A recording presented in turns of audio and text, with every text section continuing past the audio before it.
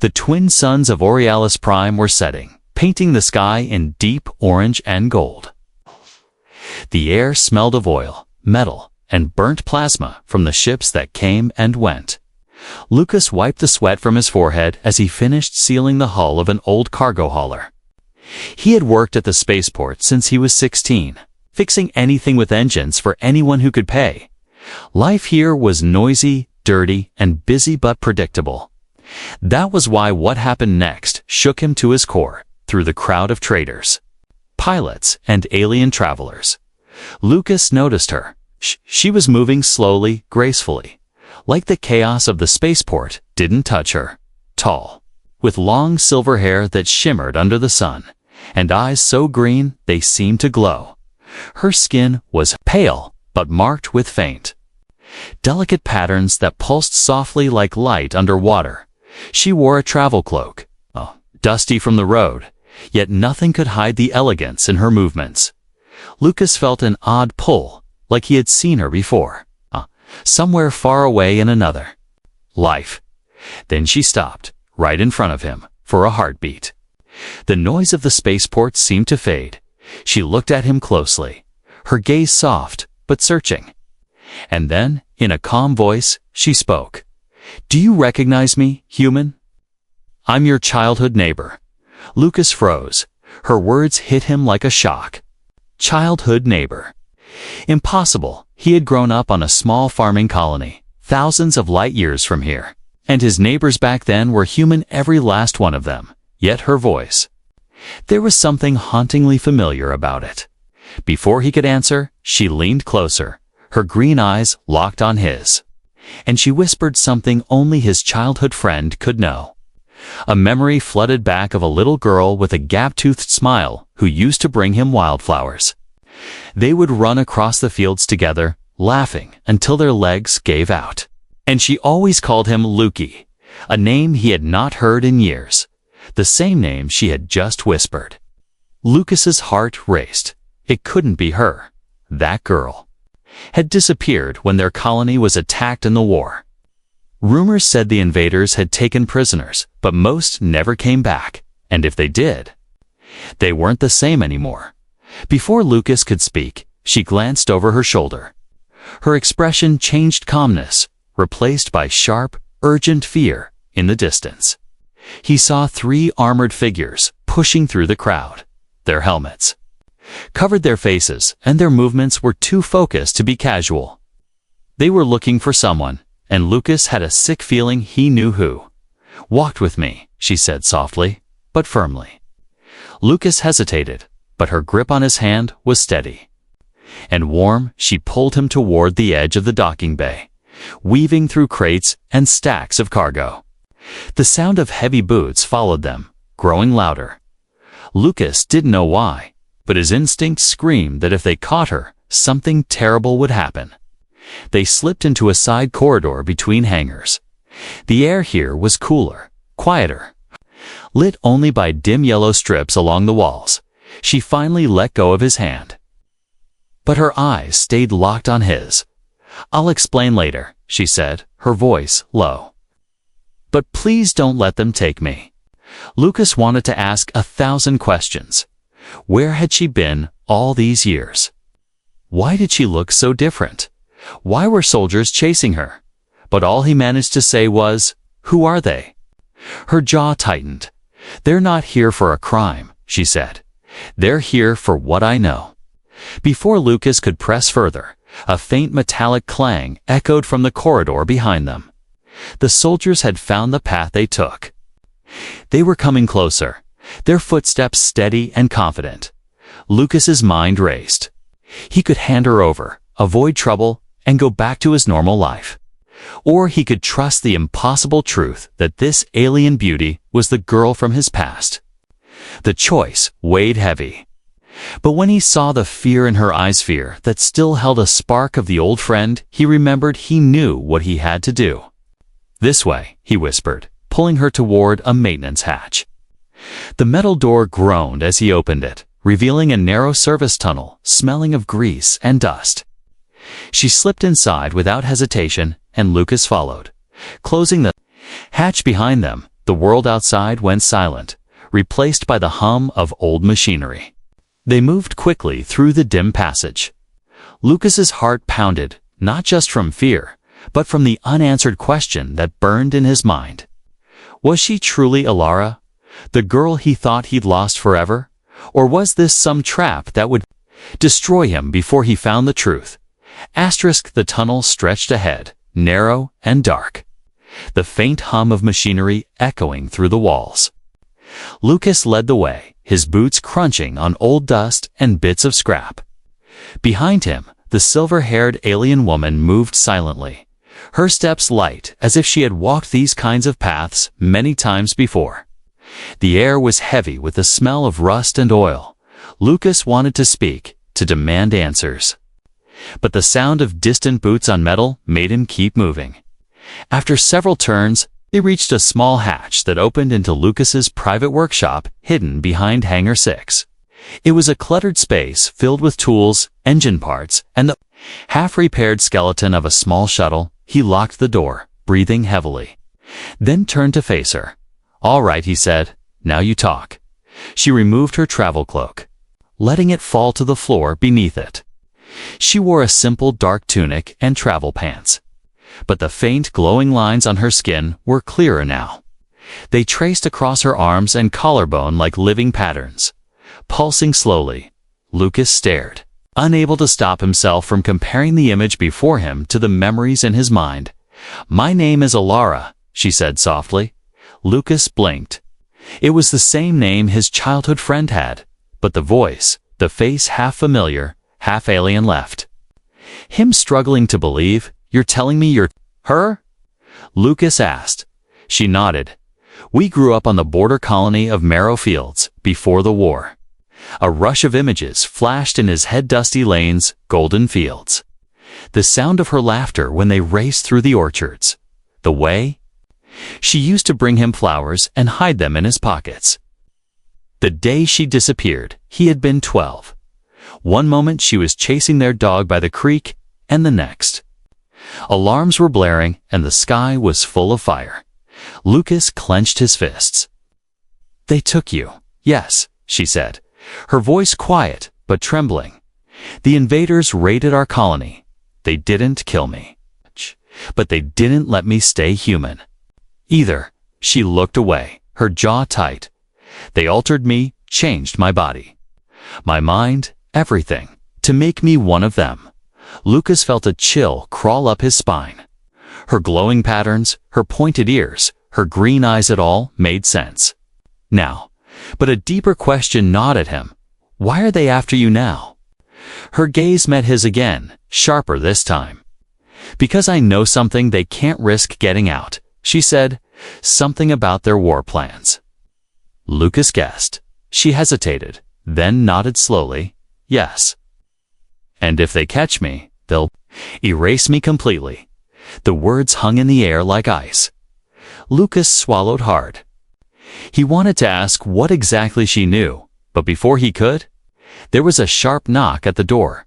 Both of them froze. Lucas moved quietly to the small side window, peeking through. 3 armored figures stood outside, the same ones from the spaceport.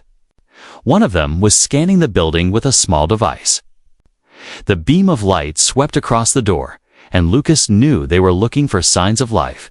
He turned to Alara, whispering, "We can't stay here." She nodded without argument, already scanning the room for another exit. Lucas pulled back. A heavy tarp covering a service hatch in the floor. "This leads to the old water tunnels," he said. "Nobody uses them anymore," before they could climb down. The armored figures tried the door. The metal shook under their weight. Then a mechanical voice called out, "By order of the authority, open this door, mechanic." Lucas's heart pounded. He glanced at Elarouche. She was tense but calm, her hand resting on the small blade, strapped to her thigh. He knew if they stayed, there would be a fight. And if there was a fight, they wouldn't both make it out. They slipped down into the hatch, the metal ladder creaking under their weight. The air below was damp and cool, smelling of moss and old water. Lucas pulled the hatch shut above them just as the workshop door crashed open. The clang echoed through the tunnels. The soldiers were inside, but they didn't yet know where to look. As they moved through the darkness, Lucas finally asked the question burning in his mind, why risk coming here? Why find me after all these years? Her answer came after a long pause, because you're the only person I trust. Those words sank deep into him. He didn't know if he deserved them. He didn't know if she was telling the whole truth. But something in her voice, something human, made him believe, at least for now. Up ahead, the tunnel split into two paths. Ilara pointed left without hesitation. Lucas followed, but couldn't shake the feeling they were being tracked. Somewhere in the darkness behind them, the faint echo of boots followed, closer than before. The water tunnel twisted sharply, forcing Lucas to duck under low arches and step over shallow streams. Ilara moved ahead of him, her glowing skin patterns faint in the darkness, just enough to light the way. Lucas could still hear the faint echo of boots behind them, slow but steady. Whoever was following wasn't in a rush. They were confident they would catch up. That scared him more than if they had been running. Where does this lead? Lucas whispered. Ilara glanced back, her voice low. There's an old maintenance shaft ahead. It connects to the cargo district. Lucas nodded, but his mind kept racing. Cargo district meant more people, more eyes, but it also meant more places to hide. The sound behind them grew louder. Lucas picked up his pace. His boots splashing in the shallow water, they reached a rusted ladder bolted to the wall, stretching up into darkness. Ilara climbed first. Moving quickly, Lucas followed, gripping the cold metal rungs, his hands slick with moisture. Halfway up, a sharp beam of light flashed in the tunnel below. The follower had found them. Lucas felt a surge of panic, but Ilara didn't stop climbing. When they reached the top, she shoved open a hatch, and warm, dry air rushed in. They pulled themselves into a dimly lit storeroom filled with crates and old containers. Lucas shut the hatch quietly, his chest rising and falling with heavy breaths. Do you think we lost them? He asked. Ilara shook her head. Not for long. They have trackers. Lucas frowned. Then we need to throw them off. They slipped out of the storeroom into a narrow alley between cargo warehouses. The air smelled of oil and ozone, and the sound of engines hummed in the distance. A few workers passed by, too busy to notice them. Ilara kept her hood low, her pace steady, but her eyes were always scanning. Lucas spotted a small workshop and pulled her inside. The old mechanic inside barely looked up. Lucas handed him a few credits and whispered, "We need to use your back exit." The man nodded and motioned toward a door behind a curtain. As they passed through, Ilara glanced at Lucas. "You seem different from the boy I knew." Lucas gave a small, dry laugh. "Yeah, I guess war does that." He didn't say it. But seeing her again was bringing back pieces of himself he thought he'd lost. Pieces that weren't hardened by years of fixing ships for strangers. The back exit led them into a busier street lined with small vendor stalls. Steam from food carts filled the air. Mixing with the chatter of voices, Lucas pulled Ilara close and whispered, "Blend in. Keep moving." They walked among the crowd, the noise masking their presence for a moment. Lucas almost believed they were safe. Then he saw them. 3 armored figures at the far end of the street, scanning the crowd, their helmets turned slightly. And Lucas swore one of them looked directly at him. "Left. Now," he muttered. Steering Ilara into a narrow service lane, they moved quickly. Weaving through pipes and stacked crates, the noise of the crowd faded, replaced by the hum of machinery. Ilara suddenly stopped, her hand on his arm. Lucas followed her gaze and froze ahead of them. A single figure stood blocking the path. The man wasn't in armor, but his presence was heavy. He wore a dark, fitted coat, and on his hip hung a sleek energy pistol. When he stepped forward, the dim light revealed his face. Lucas's stomach dropped. It was Kellen, someone he had known years ago, someone he had trusted. Kellen smiled faintly, but there was no warmth in it. Well, he said. Lucas and Alara. Together again, Alara's body tensed, her eyes narrowing. Kellen, she said quietly, move. Aside, but Kellen shook his head. You know I can't do that, Alara. Lucas stepped forward. Why are you here? Kellen's smile widened slightly. Same reason those soldiers are. She belongs to us. And she's not going anywhere without me. Lucas's fists clenched. She doesn't belong to anyone, he said. Kellen tilted his head. You don't understand, Lucas. She's carrying information that could end more lives than you can imagine. Alara's voice was cold. And you'll use it for power, for a moment. The three stood frozen in the narrow lane. The sound of distant boots echoed closer. Kellen wasn't alone. Lucas glanced around. There was no clear escape. He spotted a side hatch halfway up the wall, half hidden by crates.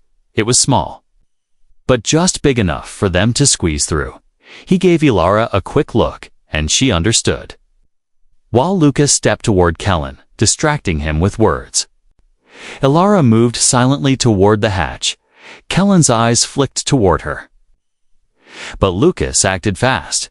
He grabbed a metal pipe from a nearby stack and swung it at Kellen's pistol.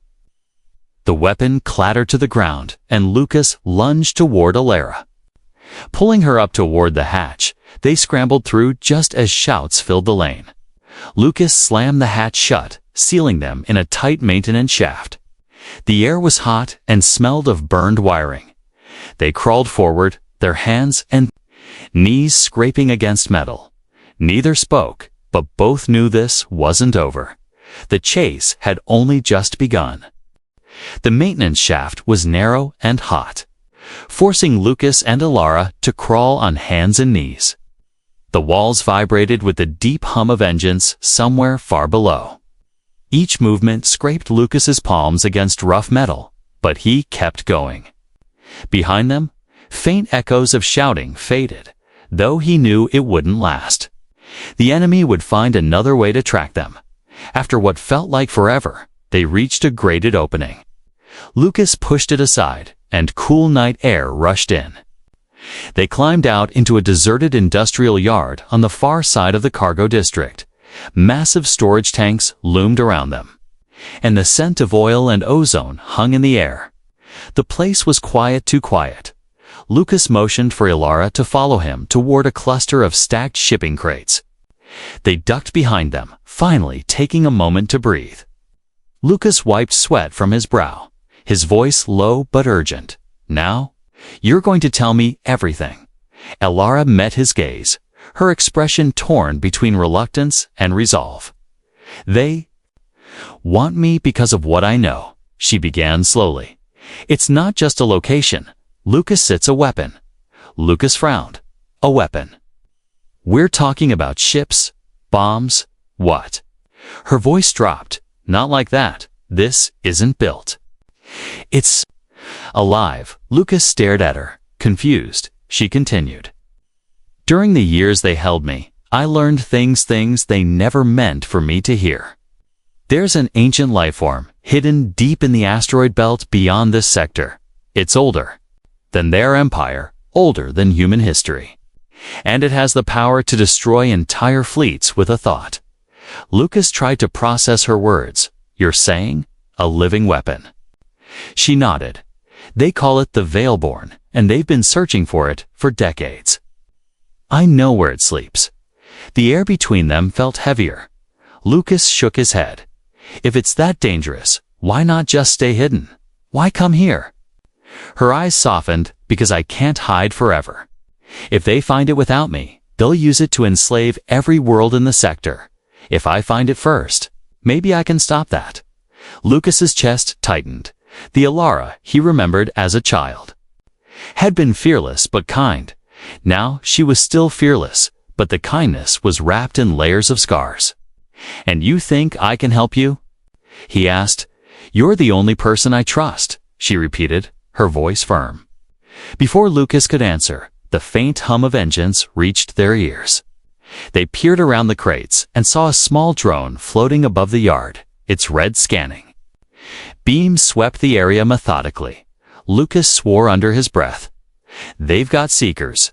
The drone hovered closer, its mechanical lens focusing on the ground where they stood. Ilara grabbed his wrist, pulling him toward a half-open service bay door. They slipped inside, finding themselves in a dark warehouse filled with old transport hulls. Lucas pulled the door shut just as the drone's beam passed over it. They moved deeper into the warehouse, their footsteps muffled by dust. Ilara's eyes adjusted faster than his, the glow from her skin casting faint light ahead. "This building has another exit," she whispered.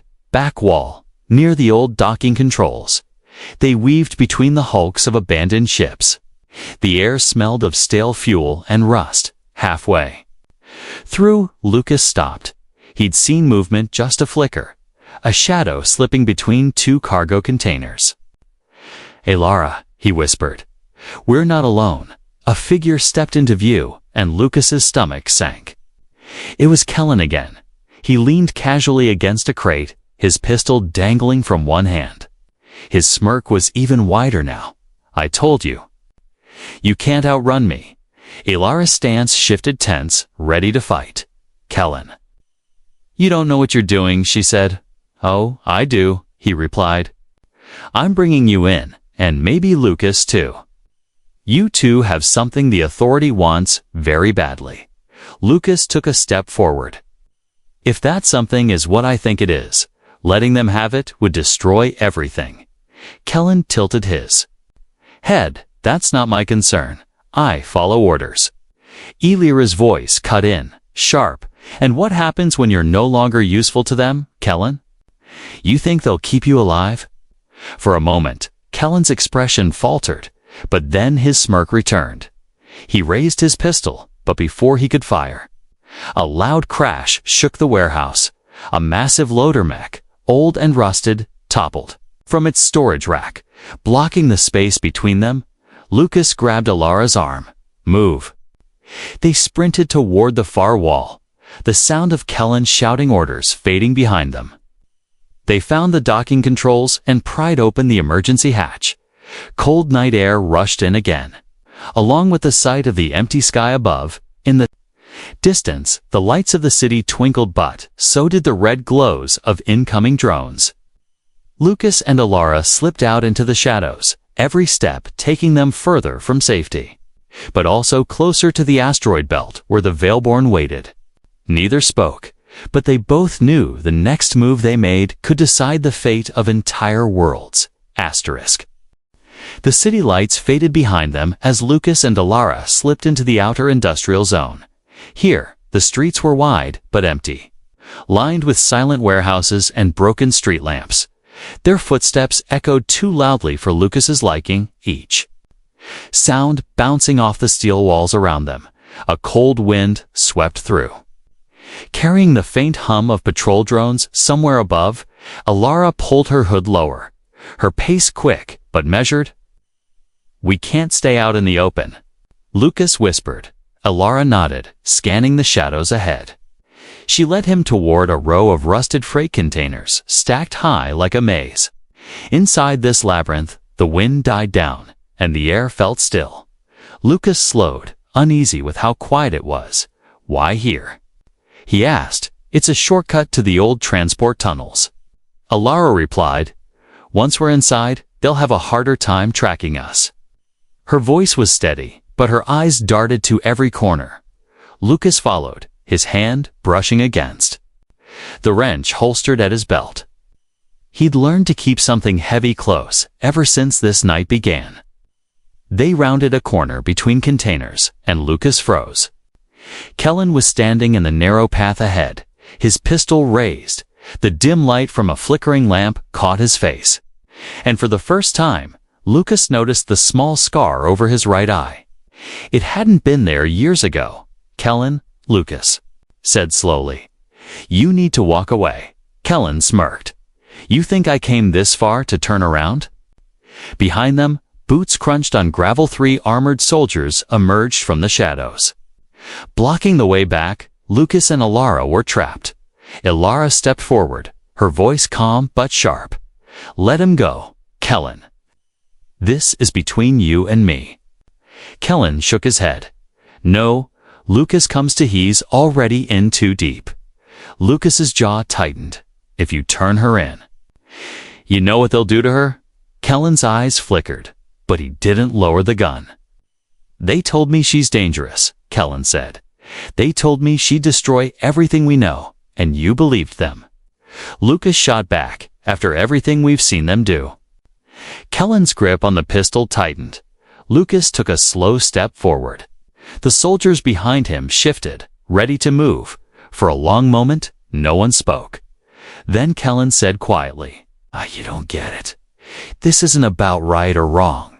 It's about survival, and I'd rather be on the winning side. Ilara's expression hardened. Her hand moved toward the blade at her thigh. Kellen saw it and raised his pistol higher. Don't, he warned. Lucas's heart pounded. If they fought. Here, in this narrow space. Someone wouldn't make it out. He needed another option, and fast. His eyes flicked to a loose cargo hook hanging from a crane above. It swayed slightly in the wind, just enough to catch his attention. Lucas shifted his weight, preparing to move. Kellen, he said, trying to keep his voice steady. You remember the river back home? Kellen's brows furrowed, confused by the sudden change in topic. That was enough. Lucas lunged forward, grabbing the cargo hook's rope and yanking it down. The heavy steel hook swung hard, slamming into Kellen's shoulder and knocking his pistol away. Ilara moved instantly, kicking the nearest soldier in the chest. Lucas ducked as another soldier swung at him, catching the man's leg with his wrench. The narrow path became chaos grunts, K-strikes, the sound of boots scrambling. For footing? Kellen recovered quickly, snatching a knife from his belt. But Lucas was already moving, shoving him back into the side of a container. Ilara's blade flashed in the dim light, forcing one soldier to retreat. Another soldier reached for his comes, but Lucas smashed it with the wrench before he could speak. The fight ended as quickly as it began. The soldiers, injured and disarmed, retreated into the shadows, dragging one of their own with them. Kellen stood, breathing heavily, his knife still in hand. But his eyes no longer carried the same confidence. You're making a mistake, he said quietly. Lara's voice was low and cold. Then let them. She stepped past him, pulling Lucas along. They left Kellen standing in the shadows, the flickering lamp casting long, broken shapes across his face. Once they were clear of the container maze, Lucas finally spoke. He's not going to stop, you know. I know, Elara said. But we don't have time to deal with him now. Her gaze turned upward, toward the dark expanse of stars barely visible above the city haze. The asteroid belt is 2 jumps away. We can reach a ship. We can get there before they do. Lucas nodded, but his thoughts lingered on Kellen's words. Survival, winning side, he knew what it felt like to be desperate, to make choices you regret. But he also knew one thing this time. He was choosing his own side. They moved deeper into the night, their shadows merging with the darkness around them, somewhere far behind. Kellen was likely already planning his next move. But Lucas and Alara kept walking, because ahead of them was the only chance they had to end this. And neither was willing to turn back. The night air grew colder as Lucas and Alara reached the edge of the city. Beyond the last row of warehouses lay the silent docking yards. Rows of small cargo ships sat in the dim light, their hulls dull from years of use. Tall fences surrounded the area, topped with faintly humming security fields. The only movement came from the slow patrol of 2 guard drones drifting between the ships.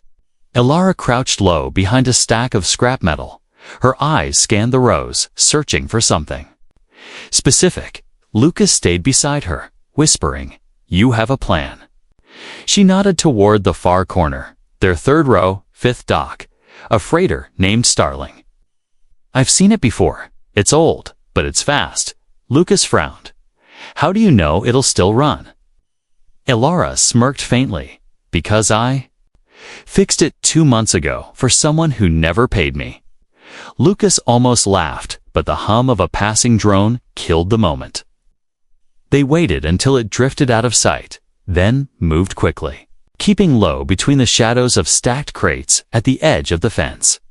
Lucas pulled a small toolkit from his belt while Ilara kept watch. He found the control box for the security field and pried it open. Inside, wires glowed faintly. He twisted two together and the field sputtered, flickered, and vanished with a faint hiss. They slipped through the gap and hurried toward the Starling. Up close, the ship looked even older. Its hull patched with mismatched panels, but Lucas could see the modifications, extra thrusters. Reinforced plating. This ship had been built to outrun trouble. Ilara punched a code into the side hatch, and the lock clicked open. The ramp lowered with a creak. The smell of oil and stale air drifting out. Inside, the cockpit was cramped but clean. Lucas slid into the pilot's chair while Ilara moved to the co-pilot's seat. You know how to fly this thing? He asked. I know enough to get us off the ground, she replied, flipping switches with practiced ease. The ship's engines coughed, shuddered, then came alive with a low roar outside. A faint red glow began to appear over the rooftops. Lucas's stomach tightened. Drones. They're coming, he muttered. Ilara's hands moved faster over the controls. Then we leave now. The Starling lifted slowly from the dock, its landing struts retracting the moment it cleared. The yard. The first drone appeared in front of them, red beams sweeping. Lucas gripped the throttle. Hold on, he shoved it forward, and the freighters surged into the sky, engines howling behind them. More drones appeared, firing thin streaks of plasma. One shot grazed the hull, leaving a smoking scorch mark. Ilara activated the rear turret, the small cannon spitting bursts of light that forced the drones to scatter. Lucas weaved through the narrow gaps between cargo cranes. Using the city structures as cover, they broke free of the industrial zone, climbing higher into the night. Below, the city's lights stretched like a web of gold. Ahead, the upper atmosphere shimmered faintly. Lucas pushed the engines harder, feeling the ship vibrate under the strain. A new blip appeared on the radar, a much larger craft approaching fast from the north. Ilara's eyes narrowed. That's not a drone. Lucas didn't need her to tell him who it was. Kellen, he said under his breath. The larger ship closed in quickly, its silhouette sharp against the stars. A voice crackled over the comm, calm but cold. Lucas, you can't win this race. Kellen's tone carried no anger, only certainty. Hand her over and you walk away. Lucas shut the comm off. Ilara glanced at him. You didn't answer. I didn't need to, he replied, pulling the ship into a sharp dive. The sudden drop sent the pursuing ship momentarily off course. Lucas skimmed low over the planet's surface, heading toward the shadow of a jagged mountain range. We can lose him in the canyons, Lucas said. Ilara braced herself as the Starling plunged into the narrow stone corridors. Engines screaming in protest, lasers from Kellen's ship lit up the canyon walls, sending chunks of rock tumbling. Lucas swerved hard to avoid a collapsing ledge. The Starling scraped against the rock, but the reinforced plating held. They darted through a sharp turn, and for a moment, the radar showed Kellen falling back, but the reprieve was short. He's still on us, Ilara warned.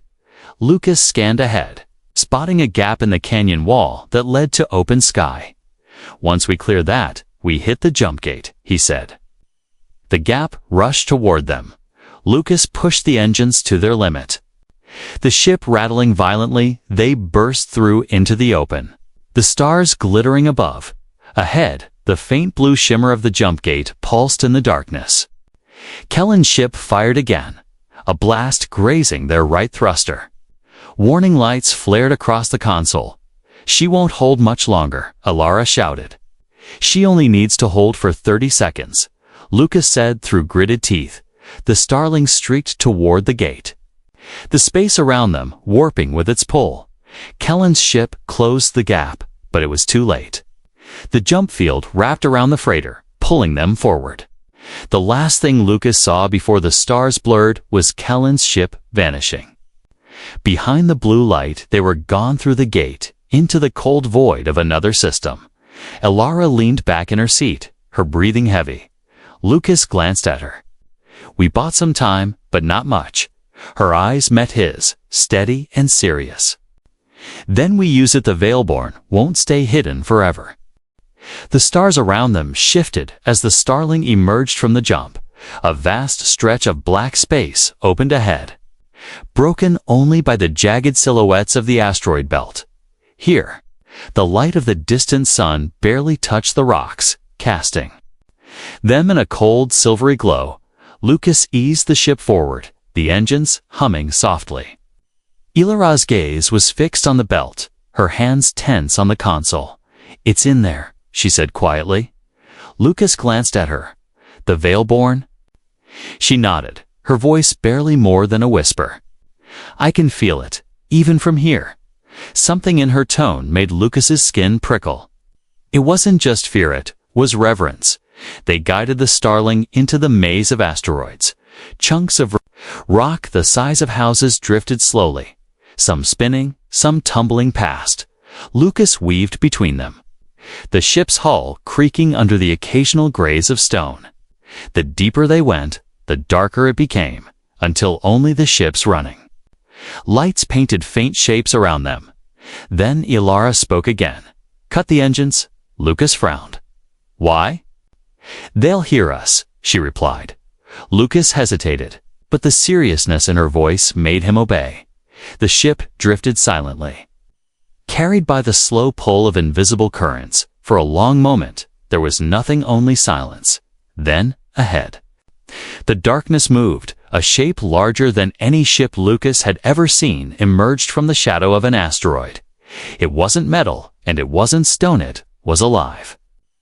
Its form shimmered like liquid glass, constantly shifting, eyes if they were. Eyes opened across its surface, each glowing faintly with pale light. Lucas felt something press against his mind. A voice, but not in words, more like the memory of a voice. "You have come," it said. Ilara stepped forward, her own voice steady but respectful. "I have." The creature's vast body curled slowly, like a sleeping beast rousing from slumber. "Why?" the voice asked. Ilara swallowed. "Because they will find you, and they will use you to burn worlds." The light in the creature's eyes pulsed slowly. "And what would you have me do?" Lucas's breath caught. He realized this was no mindless weapon. It was intelligent, older, and deeper than anything he had imagined. Ilara glanced at him, then back at the creature. "I would have you end the war without killing, without becoming what they are." The creature's voice filled Lucas's mind again. "And what of you, human?" it asked. Lucas hesitated. "If you can stop them, do it. If you can't, hide and live." For a long moment, the creature was silent. Then its light flared brighter. "I can destroy their fleets, but the act will end my life." Eliar's hands tightened at her sides. Lucas realized the choice wasn't theirs alone. The Veilborn was asking for permission. Kellen's voice suddenly crackled over the comm, sharp and urgent. "Lucas, Ilara, whatever you're doing, stop. You don't understand what that thing is." Lucas's eyes darted to the radar. Keelan's ship had jumped into the system. How he had followed them, Lucas didn't know, but he was already closing in. Ilara looked at the Veilborn, then at Lucas. Her voice shook for the first time. "If it acts now, it will stop them all, but it will die. If it doesn't, they'll keep hunting it, and more people will die." Lucas's chest felt heavy. This was no simple decision. The Veilborn's voice filled the cockpit once more. "Choose," it said. The word echoed in Lucas's mind. Over and over, he looked at Ilara, saw the weight of years in her eyes. She had been taken, changed, hunted, and yet she still believed in mercy. Do it, Lucas said. The Veilburn's light swelled, spreading through the asteroid belt. The space around them seemed to ripple. Far away, Kellen's ship stopped moving, frozen mid-approach. Then, one by one, the red blips of pursuing fleets vanished from the radar, not destroyed, but disabled. The light faded slowly. The Veilburn's voice came one last time. Softer now, it is done.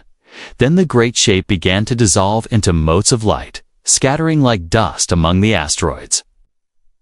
Ilara watched in silence, her eyes glistening. When the last of the light faded, the asteroid belt was still again. Lucas turned to her. You okay? She nodded, but her voice was quiet. It's free now. Lucas didn't know if she meant the Veilborn or herself. They set a course away from the belt. No more red blips appeared on the radar. The war wasn't over, but a threat that could have destroyed everything was gone. Ilara leaned back in her seat, letting out a long breath. Now, she said softly, do you remember me, Lucas? Lucas looked at her, and for the first time, he saw both the girl from the fields and the woman she had become. I do, he said, and somewhere deep inside, he knew this was only the beginning of their story.